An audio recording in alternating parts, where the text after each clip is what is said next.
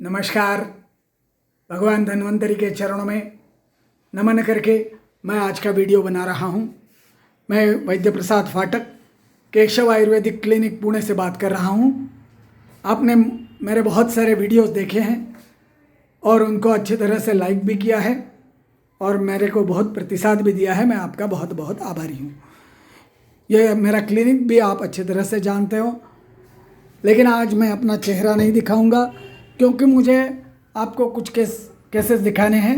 वो केसेस है gall bladder stone के केसेस, जिसमें गॉल ब्लैडर में पथरी बन जाती है। हमारे लीवर के बाजू में गॉल ब्लैडर रहता है, उसमें पथरी बनने के कारण बहुत सारी तकलीफ़ें हो जाती हैं। तो ऐसे दो केसेस मैं आपको दिखा रहा हूँ। बहुत समय नहीं लूँगा।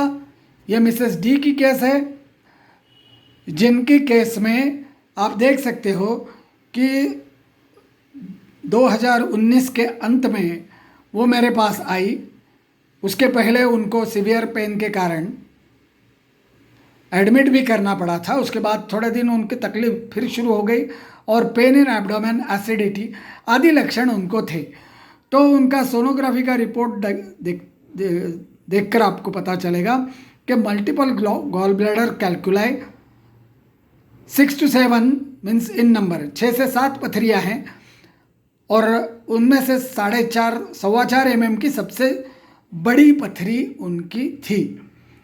तो वो मेरे पास आई, तकलीफ चालू थी, बहुत तकलीफ थी। तो ये रिपोर्ट के अनुसार उनको गॉल ब्लैडर स्टोन्स थे। इसके अलावा भी बहुत सारे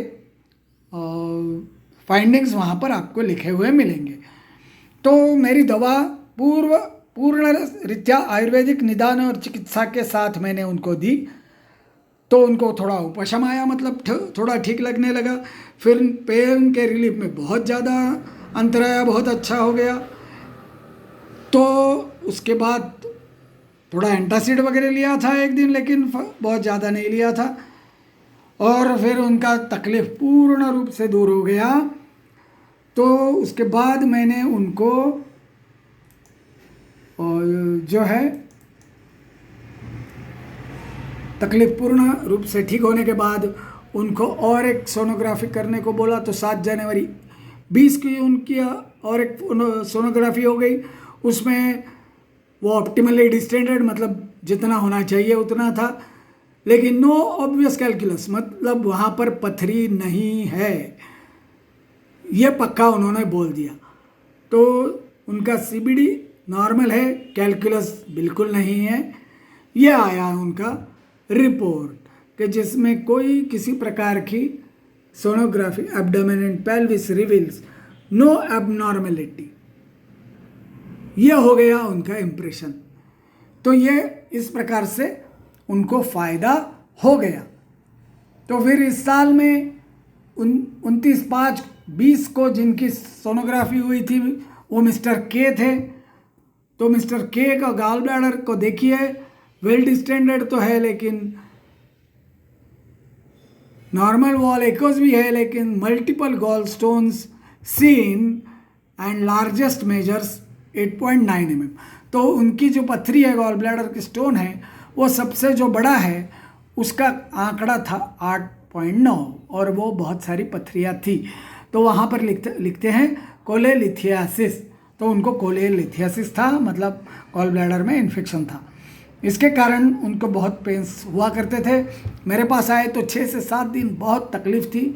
उनके और दोस्त के भी रिपोर्ट नहीं है, इसलिए मैं बता नहीं रहा हूँ, लेकिन उसका रेफरेंस लेकर ये आए थे। उनके दोस्त को भी अच्छा बेनिफिट हो गया पेनिंग में, इसलिए मिस्टर के आए। तो उनके रिपोर्ट्स में वो मेरे पास तुरंत मई महीने में तो नहीं आए, लेकिन सितंबर में आए थे। तो सितंबर से लेकर 23 अक्टूबर तक उनको ट्रीटमेंट चालू थी। उसमें जो है देखिए, अभी आप देखिए गॉल ब्लैडर में वॉल अपीयर्स नॉर्मल और नीचे लिखते हैं no significant abnormality detected at present scan. तो इस स्कैन में किसी प्रकार की एबनॉर्मेलिटी नहीं है, गॉल ब्लैडर में कोई स्टोन वोन नहीं है, कोई तकलीफ नहीं है। उनके जो लक्षण थे, इनके भी लक्षण हैं के वो भी पूरे तरह से ठीक ठाक हो गए। ये दोनों रुग्ण अभी स्वस्थ हैं। मिसेस के भी, मिसेस डी भी बहुत अच्छी तरह से ठीक ठाक है, और ये भी है। ये तो तुरंत आके गए हैं अक्टूबर में, 23 अक्टूबर को। तो इस प्रकार से गॉल ब्लैडर स्टोन में आयुर्वेदिक दवा काम कर सकती है। ज़रूरत पड़ती है तो अच्छी तरह से दवा देने की और पथ्य करने की। मिस्टर के बहुत घूमते फिरते हैं, सेल्स का जॉब है। 30-35 कप तो चाय हो जाती थी इनकी, तो इस प्रकार से बहुत अपथ्य होने के कारण इनको हो गया। मिसेस डी को भी बहुत तलेली गर्म चीज़ें खाने की आदत थी, एसिडिटी उनको हो गई। उनके केस पेपर में शायद आपको दिखाई पड़ेगा।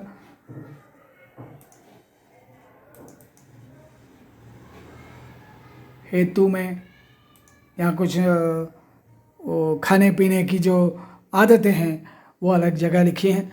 तो ऐसा नहीं है कि इसमें सर्जरी नहीं होनी चाहिए, कभी कभी ऐसे हो सकता है। ये सुश्रुत संहिता आयुर्वेद की कहती है कि सर्जरी भी आवश्यक हो सकती है कभी कभी, लेकिन जितना हो सके हाँ हमें टालनी चाहिए सर्जरी।